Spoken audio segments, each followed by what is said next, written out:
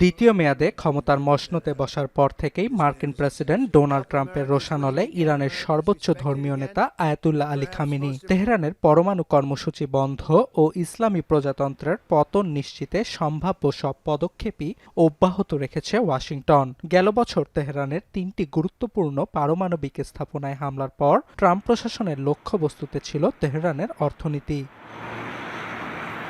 ইরানের মানুষকে সরকারের বিরুদ্ধে দাঁড় করানোর পদক্ষেপ হিসেবে দেশটিকে একের পর এক বাণিজ্য নিষেধাজ্ঞায় জর্জরিত করে ট্রাম্প প্রশাসন, যার ফলে গেল ডিসেম্বরে ডলারের বিপরীতে ব্যাপক দরপতন ঘটে ইরানি মুদ্রা রিয়ালের। মুদ্রাস্ফীতি অসহনীয় মাত্রায় পৌঁছানোয় শুরুতে তেহরানের ব্যবসায়ীরা ধর্মঘটের ডাক দেয়, পরে রাস্তায় নামে ইরানের নাগরিকরাও। বিক্ষোভ নিয়ন্ত্রণে ইরানের সরকার ব্যাপক দমনপীড়ন চালালে এটি রূপ নেয় সরকার বিরোধী আন্দোলনে, প্রাণ হারায় কয়েক হাজার মানুষ। যদিও শুরু থেকেই খামেনি প্রশাসনের দাবি, ইরানের অভ্যন্তরীণ বিষয়ে অযাচিত হস্তক্ষেপ করছে ইসরায়েল ও যুক্তরাষ্ট্র। প্রথমে অভিযোগ অস্বীকার করলেও ধীরে ধীরে সামনে আসছে ইরানের সরকার বিরোধী আন্দোলনের সময় মার্কিন নীল নকশার তথ্য। It came to a swift and I would say grand culmination in December when one of the largest banks in Iran went under. There was a run on the bank. The central bank had to print money.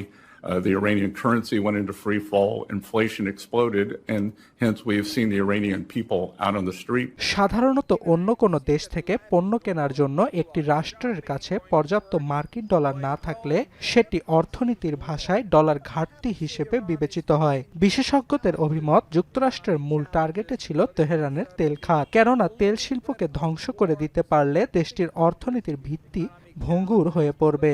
এ লক্ষ্যে ইরানের বৈদেশিক মুদ্রা অর্জনকারী খাতটির ওপর নিষেধাজ্ঞা আরোপ করে Washington. পাশাপাশি তেহরানের থেকে তেল কেনা দেশগুলোর ওপরও বাড়তি শুল্ক আরোপের হুমকি দেওয়া হয়। এতে করে তেহরানের রাজস্ব ঘাটতি রেকর্ড পর্যায়ে পৌঁছায় এবং দেশটি বাইরের দেশ থেকে পণ্য কেনার সক্ষমতা হারায়। যুক্তরাষ্ট্রের ডলার কারসাজির ফলে জানুয়ারিতে মাত্র $1 বিপরীতে ইরানি মুদ্রার বিনিময় মূল্য দাঁড়ায় প্রায় 15 লাখ রিয়াল, যা গত বছরের জানুয়ারিতে ছিল 7 লাখ রিয়াল। অর্ণব প্রসাদ, এখন বিশ্ব। কালার এক্সপার্ট এবং ডার্ক জ্যাপ সমৃদ্ধ অরিক্স অ্যাডভান্স ডিটারজেন্ট পাউডার, আপনার লন্ড্রি এক্সপার্ট।